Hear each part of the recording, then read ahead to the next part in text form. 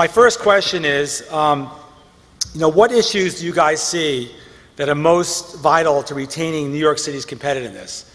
And there are a bunch of things that we could really talk about to do that could prevent it.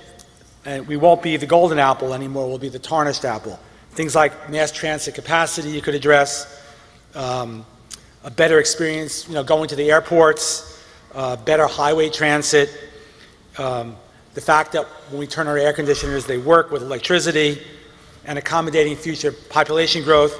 I think following this question, we'll address some issues regarding the union, which we'll do separately, and others, but let's start with Mike. I mean, how do we keep the golden apple from becoming the tarnished, if not the rotten apple? I think one thing would be continued. If you could just speak in your microphone, that'd be great. One thing would be continued business-friendly and competent administrations. I mean, we've been, I think, blessed in New York with two mayors, the last two mayors, who've been quite effective. And if you own a lot of stuff in New York, I think that's one thing. Just the attitude, the business friendliness, the competence in which they, I think, run New York, the cleanliness of it, the we know it's a high-cost city, but it's a place that people want to come to, and want to live, and want to be in, and want to work in, and that's a huge, huge advantage. We'll pass it. That was quick. It was good.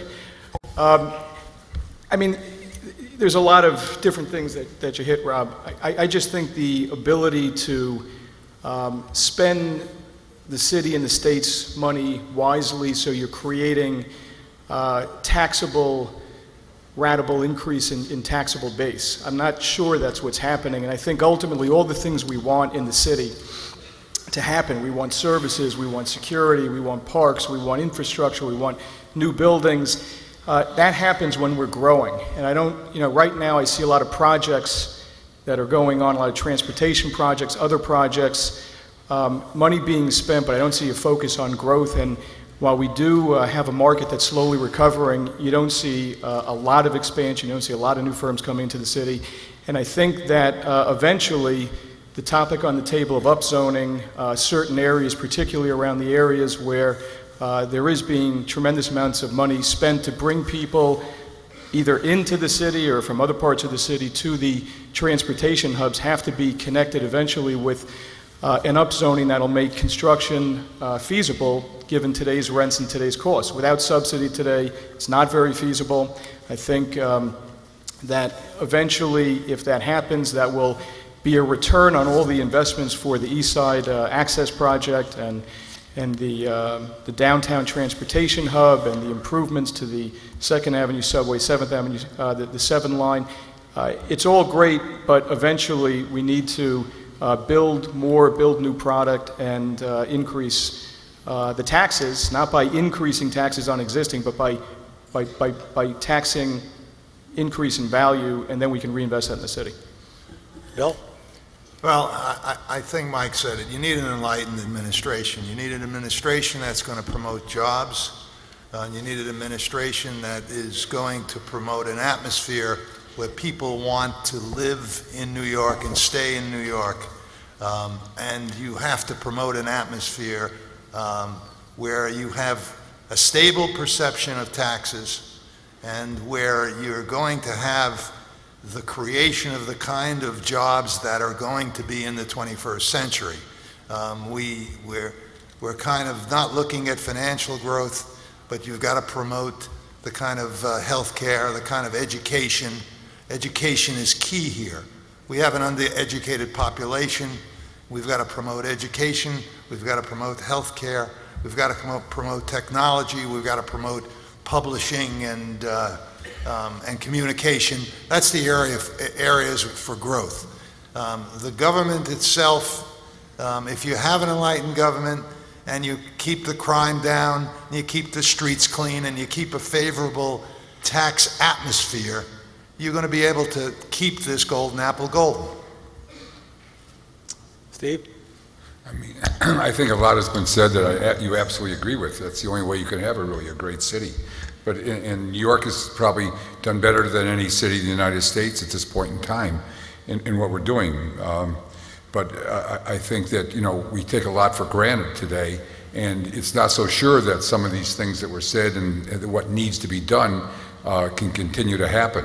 And I think that, you know, you look at our politics, you look at our cost structures, we have to be competitive no matter what with not only the rest of the United States, but also the world, for New York to really achieve the opportunity that's available out there, and for all of us to want to continue to live here and grow. And you know, it obviously, as it's been said, it starts with the politics. And there's a lot of things out there that are today that are, you know, somewhat have a lot of problems that potentially exist.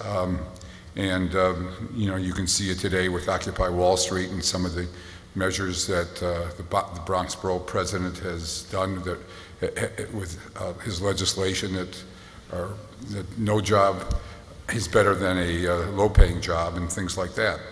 But you know, right now I think the opportunity is there. It's for us to continue the growth and what's been achieved in the past.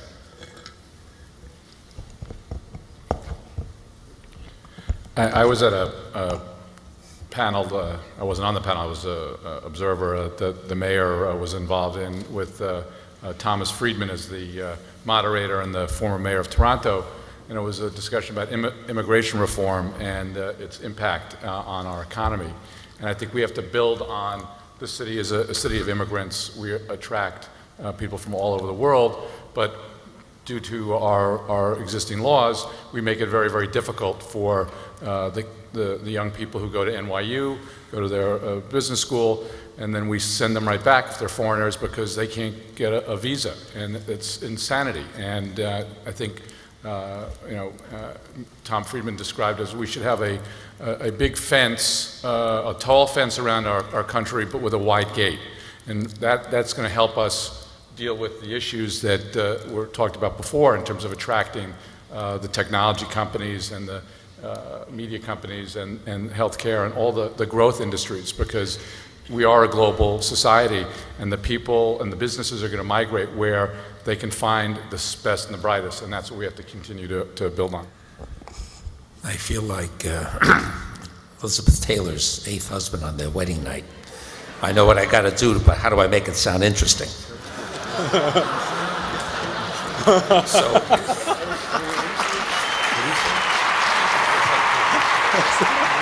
So I applaud everything everybody's just said. They've said it all. I think, however, we happen to be in a pretty damn good place. Yes, all the things were referenced, good ideas, and important to follow through on.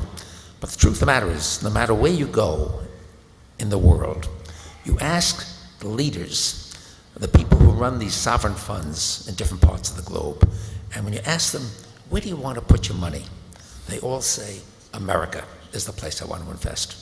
And then they say, okay, so which city in America? And they all say, New York City.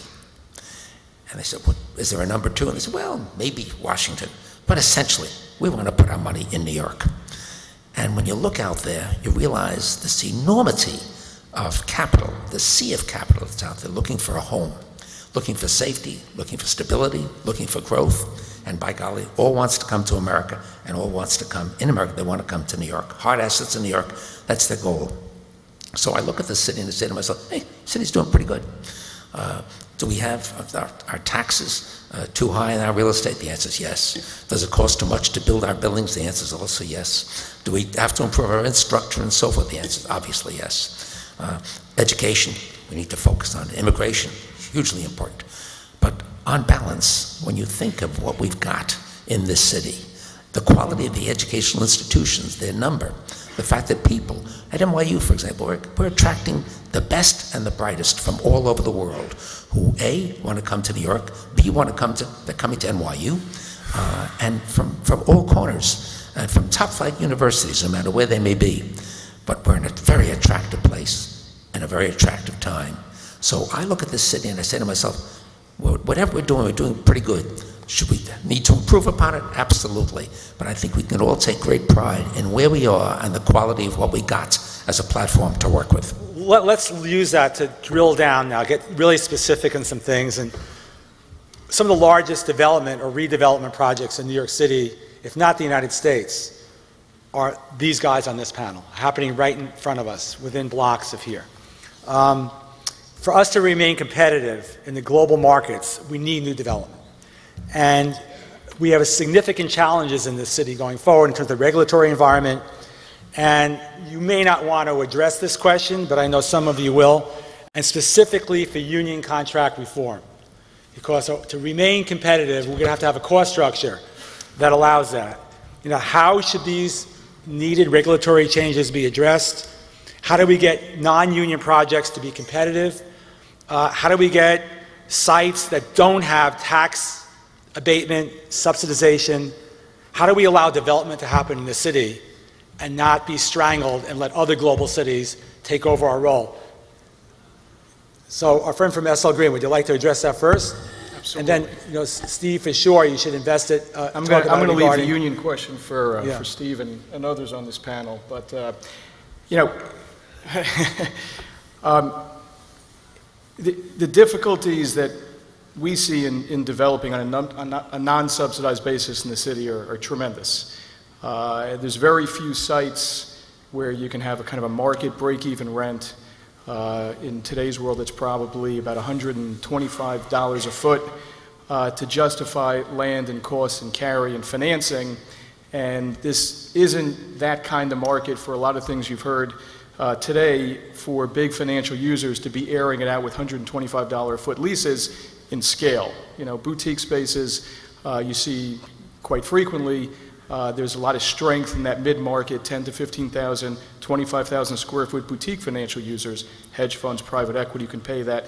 But, you know, gone are the European banks who are going to pay that, I believe, at least in the near term, and also for the domestic banks, that's not quite in vogue either. So, you know, for us, we orient ourselves towards redevelopment, and I think that's as critical a question as development is. I know everyone likes to talk about new development because it's topical and the buildings are, you know, state of the art, but, you know, there's very little land left really in core Midtown. So you've either got to open up new frontiers in Midtown, or you've got to figure out ways to rationally reinvest in your existing stock. And we've taken the approach that we can't really build non-subsidized in the city for commercial. We're doing something with Pace downtown at 180 Broadway. We do retail in some of the major trade areas in town, but for commercial, we just find that we can go in very efficiently and redevelop our projects by buying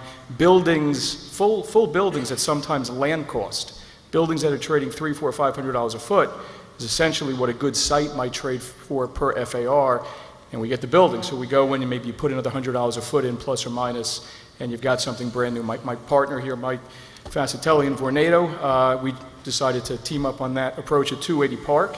And while, you know, the cost base isn't going to be a whole hell of a lot less than it would be for a brand new building, it should be a world-class building on full redevelopment, and hopefully we'll be able to get, you know, top rents, but it's still going to come out at a much lower basis than if we had to start from scratch. Steve, in terms of the question, I know this is a topic that you are interested in. Well, I mean, you talk about that we need new development. I mean, typically development is a byproduct of the economy, and it's a question of job growth. And we're not seeing a lot of job growth, and therefore you don't see a lot of development because certainly it's a question of you know, supply and demand. New York City is doing surprisingly well, and there is a certain amount of job growth, and people want to be here. But there's a reason for development that needs to occur for two reasons. There's an awful lot of obsolete buildings in New York with all the new technology. The percentages are very high of buildings that are over 50 years old that these corporations are occupying.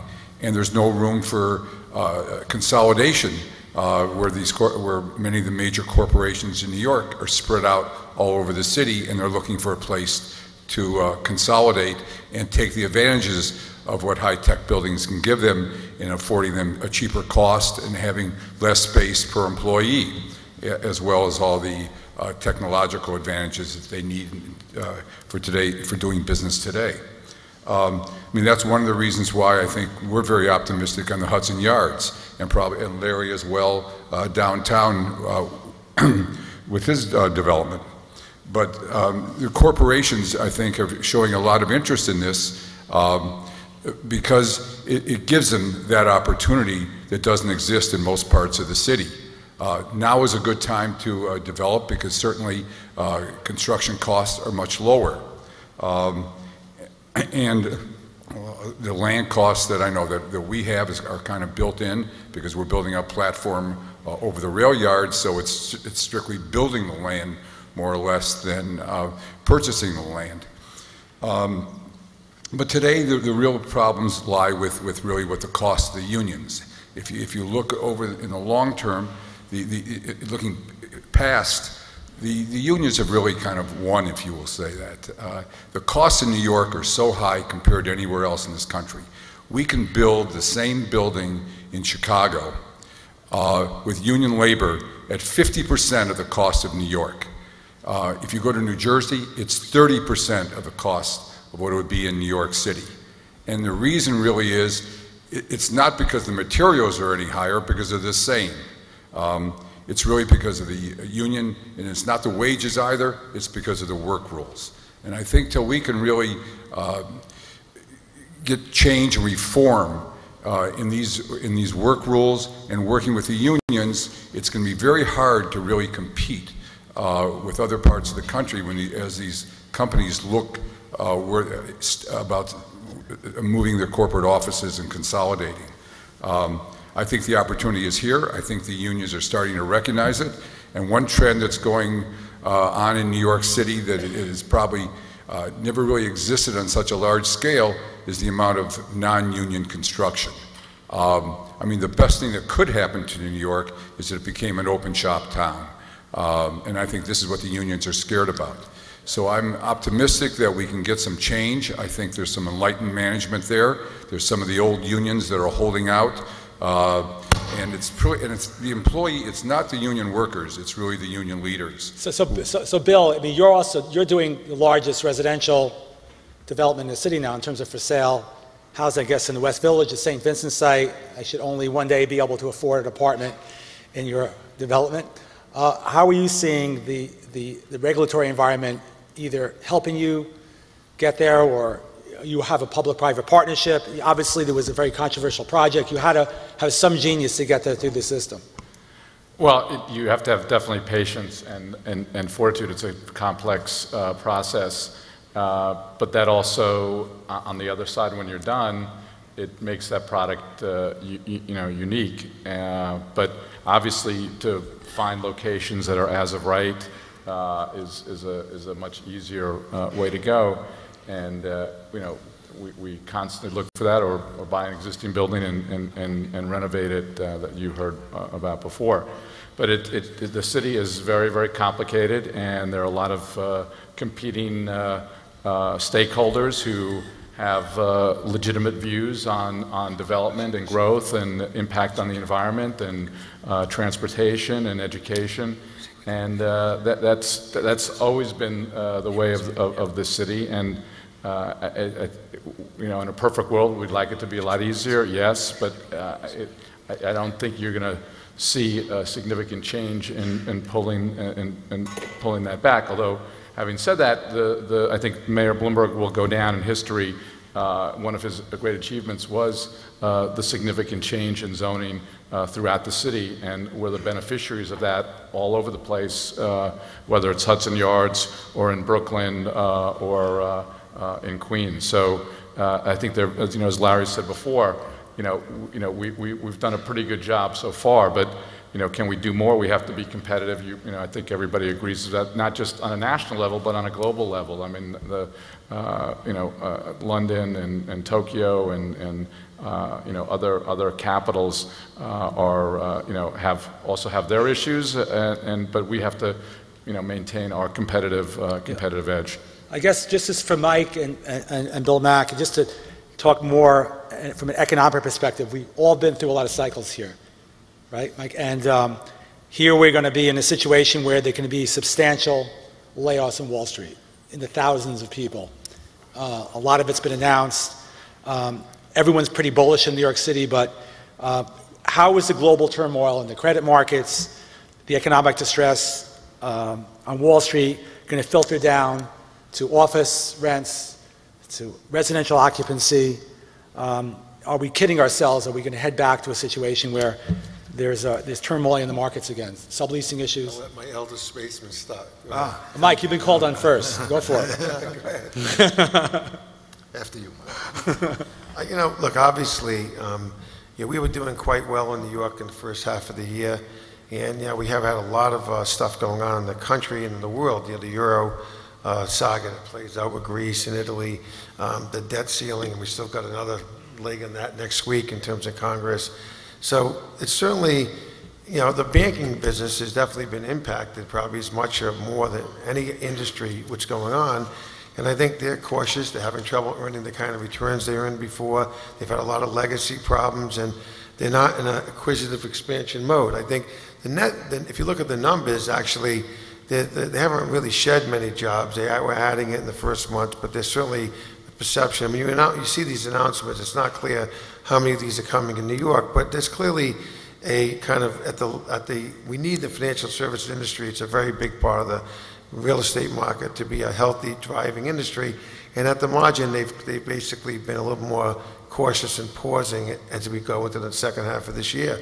I just think that's a fact of life. I think we have to, other industries have taken and done a great deal of expansion. NYU, healthcare, media, there's been a very good, healthy, robust demand. We could use more of it, but it's certainly not been driven by financial institutions. On the other hand, they're not vomiting out space or contracting, as you might read in the paper. So I think the headlines you have to be careful of. But the macro situation and micro is a headwind right now for the financial services firms. Rob, may I just intrude on this one for a moment? Sure. Clearly, financial services are being pinched, and we feel that in New York. And we're going to continue to feel this, I'm sure, through 2012 until there's resolution of a whole range of things. What's happening in Europe obviously affects us here, and one leads to another. And so we'll have to get through this period with respect to financial services and the impact on employment that it has on us. And when you eliminate the bonuses that financial services are produced in this town, it becomes an issue that you can't. Eliminating bonuses is not a good thing for a banker. It's not at all. But I will tell you, I watched what happened to us at 7, in the leasing of 7. And it was amazing to me. About out of the 1,700,000 feet, about 850,000 is financial services. Moody's took 700,000 feet. Then there are 1 or 2 miscellaneous finance companies. But the bulk of the tenancies, and these are guys who came from Midtown, they're advertising companies, they're industrial. One came from Youngstown, Ohio, corporate headquarters here in New York. You have scientific companies, you have branding companies, you have law firms. Literally, you have the potpourri of diversity that came to 7. And I think one of the reasons they came, A, good value, B, terrific space. Steve, you said a few moments ago, and you're correct, and that is, I think 60% of the buildings are over 50 years of age in New York, right? So New York has a ton of antiquity in terms of space. And these tenants are looking for, among other things, good real estate, good buildings, good price. But they're also looking for good neighborhoods, and they're also looking for technology, and they're also looking for environmentally sensitive buildings. They're looking for green buildings. And we just had two of our tenants at 7 just signed the first green leases in New York. And that will increase with time. And I see the quality and the nature of the tenancies who are coming with respect to space, large blocks of space in towers 2, 3, and 4. And it amazes me. So, they're not financial, but they're in all these other sectors. Bill, do you see that? Do you see that the impact of Wall Street being not?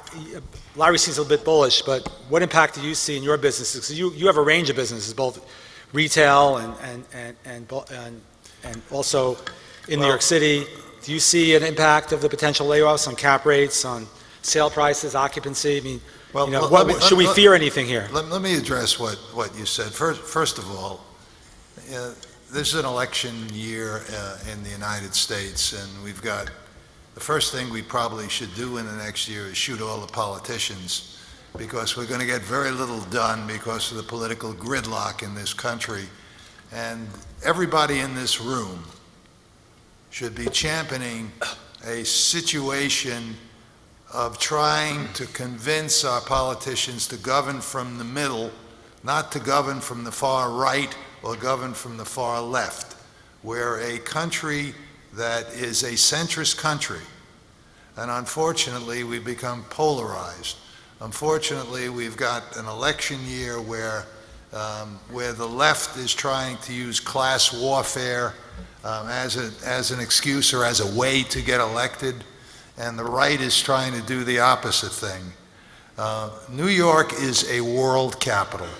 Whatever happens in Washington, whatever happens in Europe, whatever happens in Asia affects us. You know, we're supported in a large part by how people perceive the economy, how people perceive New York, how many visitors want to come to New York, and as well how much people from out of this country and in this country want to invest in New York.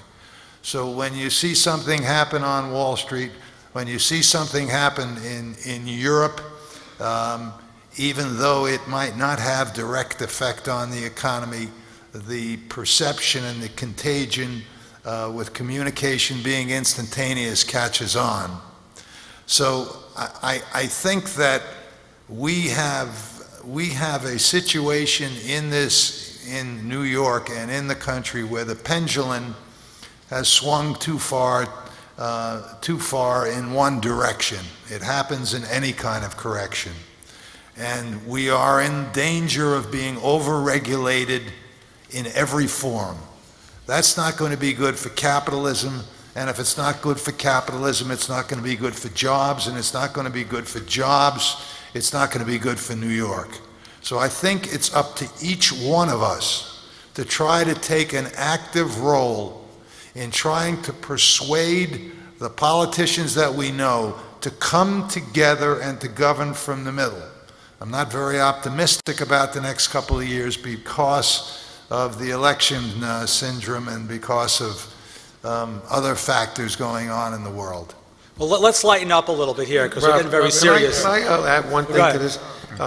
But one thing that I think in a perverse way may not, with all the volatility, all the distress that started occurring in 08, and recently we just talked about the financial firms and the euro, and all the shit show going on in DC has actually pervasively led to New York being a better place to invest. If you actually think about it, in a volatile, crazy world, if I told you that the U.S. Treasury is way lower than before it got downgraded, you wouldn't have believed that because it's a flight to safety. In our world, New York is perceived as having weathered the storm extremely well and as a relatively safe, good place to invest. So in some ways, this volatility and this craziness, while the leasing market may have lost some steam, has actually driven down cap rates and bringing prices back to almost peak levels. So in a perverse way, what we went through has helped New York. I want to expand on both of those. Perverse will help in the short run. Yeah. But what Mike is talking about is leadership, and I think we have a great mayor and we have a great governor, and they've shown tremendous leadership in a very, very complex and difficult world. And we stand out as a city that is stable, has dealt with their budget issues. You look in the paper today, the mayor of Detroit goes on TV in Detroit yesterday and literally pleads to his citizenry that unless certain things are done, reduce services, increase corporate taxes, Detroit's going to go bankrupt. They will run out of cash in the next 6 months. So we've been to that store. We've been to that play before, and a lot of people in this room probably weren't around in 1974 and 75, and then downtown in the early 1990s when there was 30 million feet of vacant space. And the reason why Larry's building is filled is because what Bill was talking about, the business community, the downtown community got together and worked with the mayor, Mayor Giuliani, and all the people, the stakeholders, to come up with a revitalization plan, and it worked. And we're all beneficiaries of that hard work. It took a long time, but downtown now has 50,000 people living there. It has over 300 new tenants since 9/11. And those are the type of things that Bill was talking about. Advocate for what is good for New York City. Advocate for job creation, because then all of our projects, wherever they are, will get filled, whether it's on the residential or commercial or retail side. Marc, let me just make one point. We are doing better because we have a great mayor and we have a great governor, and they're doing the right things. But without the world and without Washington, we can't be successful in the long run. Marc, you have some strong views in this, I know, so why don't you? Well, I got to be a little bit of a champion here because we only deal in one market, and that's New York. So I'm very bullish, actually, in terms of the year we had. What market is that? What's that? What market's that? I don't know. It's anything that moves in Midtown. Anything that moves. That's it, exactly.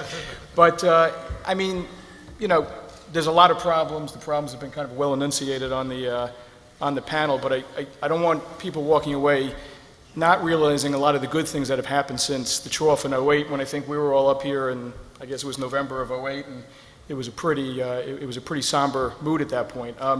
86,000 jobs have been created, private sector jobs in New York City since the trough in 2009. The vacancy rate, which gapped out to about 13.5%, 14%, stands at 9% today. Wall Street, for all its troubles, is going to make projected $20 billion, which will put it on track for a top 5 or 6 performance of all time. Most of that in the first half, but at least 40% of that in the second half. The jobs front, in terms of loss of jobs, on the financial front, we've seen some, not many. We have a lot of expanding tenants in this portfolio. So there is some stimulus out there, that people are making money. I think Barry said it on the last panel.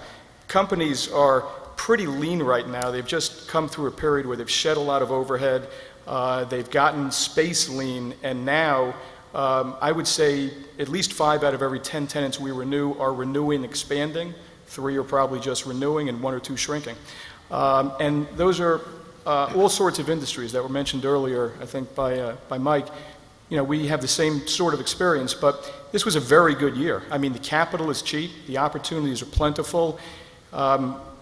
Our job, I view my job, is to go out there and basically try and, make the best of the hand, we have that we've been dealt, and try and figure out how to asset allocate within this market, and try and take profits as a hedge against, what may occur, but also stay long with projects that we think have long-term upside. And this year was actually a very good year in that regard. It's not reflected necessarily in the stock market and stock price, but if I rate the past 15 years or so of doing this kind of business in Manhattan, I have to put this at sort of, top 5. Yeah, I'm going to go down the panel pretty quickly here, because this reminds me a little bit of last year. We began being bullish about New York City, and I asked a direct question. There's a lot of young people, young professionals in this audience, and I asked the panel last year, if you remember, if you're going to start a career, where should you start it? I'm talking about globally, and there's a significant disconnect between the various panelists and what that should be. So I'm just going to go quickly down the line. It's your son, it's your daughter. You're recommending where they should start their career. We all know it's impossible to get a job on Wall Street now. Those 3,000 applicants for 60 jobs. I mean, it's a ridiculous situation. That dream is over for most people. But if you're recommending to your son, your daughter, where would you go globally and what you would do in the real estate world, just quickly, Mike, what would you tell them? I'd like to get them as far away as possible. Okay. China. And would it be real estate? So far away as possible and something else. That's Mike's view. I'm going to stick with my answer from last year or 2 years ago, right sitting here in central New York. I don't, there's no other place that I could see at the moment where I'd want to be. So, Bill, you were controversial last year. No, I just returned from a few weeks to from Southeast Asia. What's going on there is miraculous. That's where the growth is in the world. Yeah, you can pick a small place like New York, and some of the major capitals are going to continue to be good, but the real growth in the world today is in Southeast Asia. I was in Singapore, I was in China, I was in Hong Kong, and I was in Korea, which was a modern-day miracle. Each of them have slightly different kinds of government. Some completely planned, some semi-planned, some semi-democracy.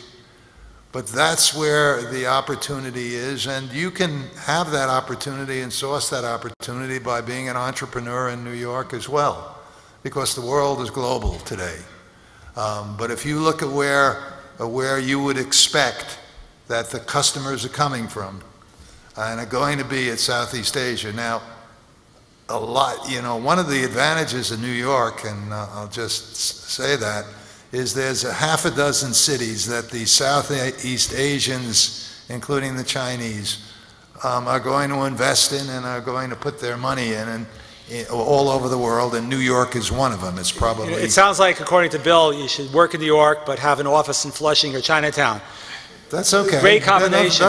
Nothing wrong with that, but I will tell you, if you look at if you look at where they're going to be coming, they're going to be going to Vancouver, Toronto, New York, Los Angeles, San Francisco, and London. Steve, what do you think? Where would you recommend people locate, other than working on your project? Well, if you're looking for quality of life, you're certainly going to say the United States. And if you're a young person and the type of interests you have are located in New York, where most things are, certainly New York offers a lot of opportunity. I mean, if it was my daughter, I'd call one of these guys on the panel and get her a job. Or your banker. She's hired. I don't believe in nepotism, so I don't want them working for me.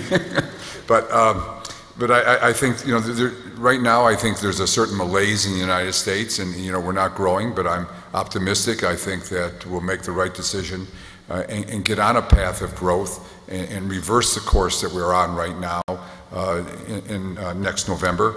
And I think the United States certainly has the resources, the corporations have the capital, and I think the people have the will. And I think we have to just get off of some of the things that are going on today and look to the future and make those changes that need to be made. Well, my kids have already made their decision. Michael is just about to graduate from the NYU Master's program and is working for us. And my daughter's been working for us for 5 years and been involved in our project on 130 West 12th Street. And Michael made the choice. It could have been Aspen and working for you. He must have been deranged. Well, they have their own thought process, and they came to the conclusion that this was the best opportunity for them. And I believe a lot of their friends who they went to college with are here in New York City, and they voted with their feet here in New York City. Larry? We have feet on the ground in Warsaw. We have feet on the ground in China. We're seeing a lot of things happening in different parts of the world. But I have to tell you, never sell New York short. This is the place to be at the end of the day. So, I mean, the things that we're doing excite the hell out of me. I think there's tremendous opportunities for tomorrow. You never know when another piece of land is going to surface. We just found ourselves a piece. Can support 1,000 units of housing, $125 a square foot, nothing more with the rental housing for that site. Things come up all the time, and you just have to be here and be sensitive and ready to go. My attitude to young people is, New York is the place. Have courage, have faith. There's no time like the present, because there are always people around who will tell you 4,000 reasons not to do something because the climate will be better tomorrow. I say, take the advantage of it today, start small, buy small, acquire, and improve, and grow the asset. And one successful deal will lead to a second, lead to a third, lead to a fourth. I think no better place in the world than the city of New York, and now is the time. So just change the topic a little bit, and this goes to demand drivers and growth. We tried to get a keynote. It was actually this ridiculous topic of this conference I sort of invented with the hope of somehow making the connection between social media and real estate. And it was during, I figured if the social media could bring down Egypt or change regimes globally, social media must have some sort of impact on real estate. So the question to the panel, I'll be glad for someone to volunteer this, Mike, or someone else. Do you use social media in your business?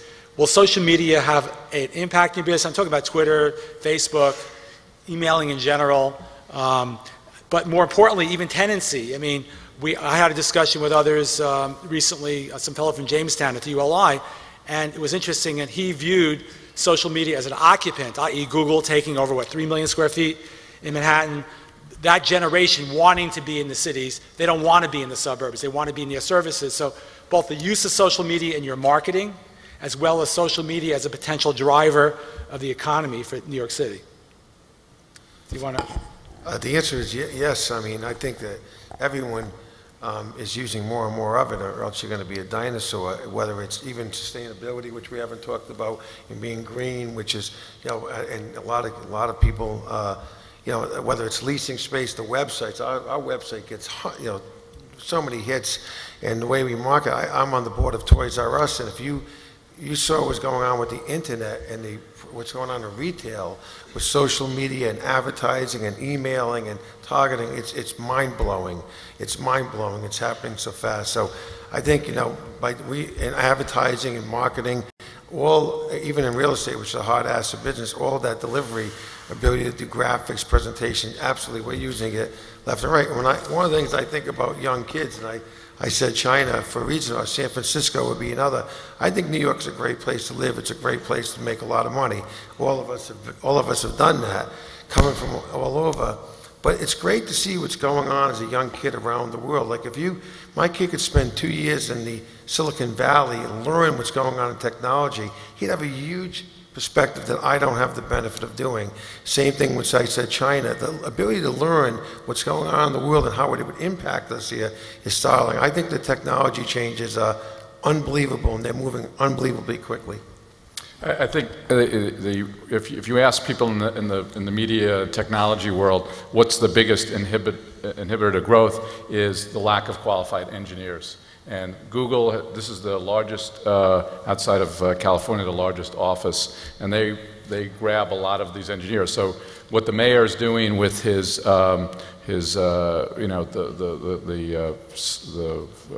college. You sound like Rick Perry. You want help? Yeah, no. The RFP to get universities literally from around the world to come in and open an engineering school is critical. That is the future of this city, and the fact that Stanford, is seriously looking at it, and Cornell and all these other universities from Israel, from all over the world, is a testament to the power of our city, and it's critical for our growth. Anyone would take a stab of using technology and social media either as a driver of your growth or using it in your business? Rob, I can tell you that. I can tell you that we're involved in 485 units. We're going to the ground in December in the Magic Kingdom in Orlando, Florida, with a Four Seasons Hotel. We're going to be building another Four Seasons Hotel down at the Trade Center, 186 units. Probably going to the ground with that one sometime in 2013. Dune Capital from this morning is their partner. Okay, good. But what we learn from Four Seasons is that 80% of their bookings come through the net, come through the internet, and the effect by the social media on their product is extraordinary. And so I think more and more people are beginning to recognize the importance of addressing issues and understanding the use of social media, because increasingly I think it's going to have a major effect on everything we do in terms of our business and our lives. So I think it's part of us and needs to be. I don't think this is the actually focus group you'd get to ask about. No, internet absolutely not. technology. But I figured if you, I don't know about it. I figured if you guys knew about it, you would. Rob, you understand that I'm not admitting my several age. of us have these old phones. Exactly, so not, exactly. BlackBerries. Hey, you and I came up with that question. It's a good one. Rob, Listen, let me make one point. I'm not as old as they are, guys. Almost. And the point is this. I think that every young man and young woman who graduates today, if they can, they want to come to New York. They perceive the opportunities here. And how we handle this intellectual capital is going to determine how successful we are. That's short. Okay, very good. First time. I ask this question every year, and the question is, what keeps you up or awake at night? For me, it's anything that bothers me the day before. I just, gets in my mind, it rolls around, I wake up at 2 o'clock and I sort of stay up for a while. But what keeps you all up at night regarding business? I mean, what is that thing out there that you can't figure out? What keeps you awake at night? We'll just go down the line here, and let's start with you, Mike. What keeps you awake at night? I have to, nothing keeps me awake at night. That's great. I mean, yeah, I wish there was something keeping me awake at night, actually. I mean, it was, look, part of our job. How did you mean that? Part of our job is to deal with the unforeseen, and you can sit all day going to work, and then, as Larry says, something comes up, an opportunity, a problem. We spend a lot of time dealing with that. I think if I had one worry, I think Bill Mack hit it.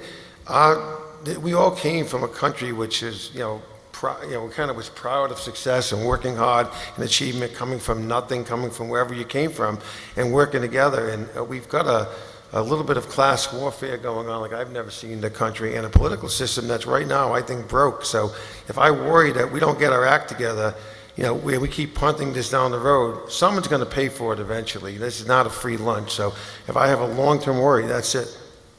I think I have two worries. Maybe I worry too much, but I think about the mayoral elections in 2013. That's a big deal. So we've talked very globally about the items, but it's all going to come down to we've enjoyed an administration that's been fairly business friendly and for the past almost 12 years, and there's going to be a change. And so change you have to think about, be concerned about, hope it's going to be positive change. And at the moment, there's no clarity or transparency on what that's going to end up being, and we've lived through administrations that haven't been so good and weren't so business friendly. We've seen what that's like, and it's a big deal, and it's coming not too distant future. So certainly look at that. And I think the euro debt crisis is we don't feel it here. In 2008 we had the problem here, not so much in Europe. Now it's kind of inverted itself. It's different, but we're used to seeing emerging markets hit the wall and have to restructure the debt. We're not used to seeing westernized, established economies, go upside down on their sovereign debt, and seeing these kinds of well-established economies paying 7% plus interest rates. So I don't know that anybody knows where that ends. There's no precedent. We haven't been to that show before, at least I haven't. So it'll be interesting to see how that rights itself. And there's scenarios where that could help the U.S. and help New York and take our leadership as one of the financial capitals of the world even higher, and that was alluded to, or there could be some really unknown and bad ripple effects. So I think watching that play out is something that we stay focused on and gives us a level of pause. Bill, what keeps you awake at night? I'm glad you asked me what keeps me up, because the last 5 nights I've been sleeping pretty well. Coming back from Asia, it was a difficult translation. Look, the world's in an upheaval today. Politically, economically, things move very, very quickly. We went through the Arab Spring, and don't underestimate the impact in the world of $1.5 billion Muslims and how their world is going to work out, and we hope things will work out successfully.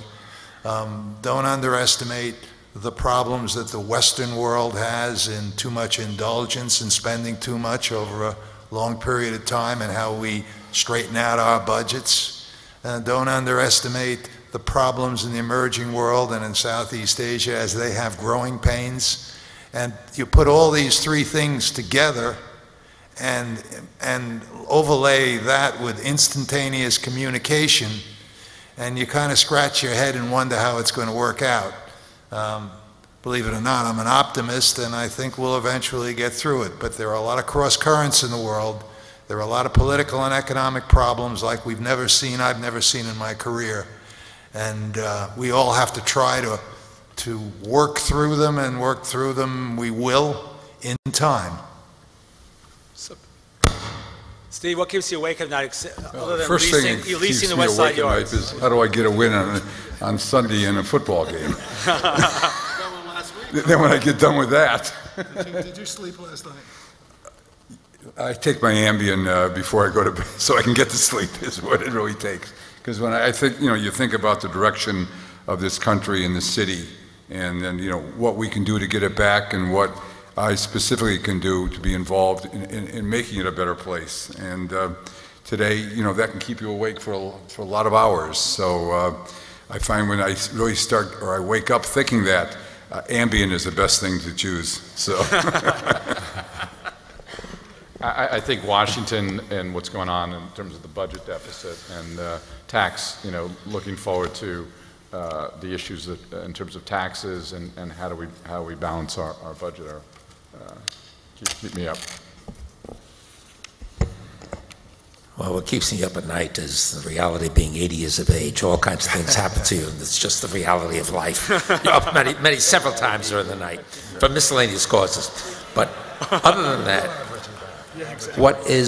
what I find terribly disturbing, and I think everybody's reflected on this tonight, or this afternoon rather, is that we just had a pipeline issue delayed because our political leaders decided to kick the can down the road until after the elections, which means a multi-billion-dollar project is just going to be stalled until after the elections, so that both sides, Republicans and Democrats, can avoid the issue until after the elections. I looked at that and I said to myself, considering where we are in this world, especially in America, what our needs are for jobs, what our needs are for stimulus, what our needs are for growth, how do we possibly, in good conscience, serve the American people by kicking the can down the road on something that is so important to us and cause a delay of at least 14 to 15 months before it could be reconsidered? In the meantime, the Canadians are furious with us because instead of selling the oil to America, they're going to sell it abroad. They're going to sell it to China, sell it to Japan. So I look at these things and I say to myself, when you think about our political leadership, their commitment is to Americans. Their commitment's to us. And what I really see is a commitment to themselves, their interest, their total self-interest in getting reelected. And that I find appalling. That's what keeps me up at night more than anything else. So we have this panel. We're almost over here, but I asked the same question in an earlier panel with a bunch of youngsters who actually know about social technology, right? But optimistic, pessimistic, or just like shutting down? I mean, where do you see, truthful, I mean, where do you see the 2012 in terms of your vision of the world? Just quickly, optimistic, neutral, or pessimistic? Mike? Optimistic. Same. Neutral plus. His neutral is optimistic. That's true. That was very positive. I mean, I think, it's an election year, so I think that you won't see a lot of great things happening one way or the other. So I think it's, pretty neutral for 2012. Optimistic. For New York, tremendously bullish. If you don't say you're optimistic, we're in deep shit. Larry, I didn't hear. Say that again. Listen, Come on, Larry, you could give us a little bit of more optimism. Anyway, listen, thank you so much. It was a pleasure for me to do this. Great panel.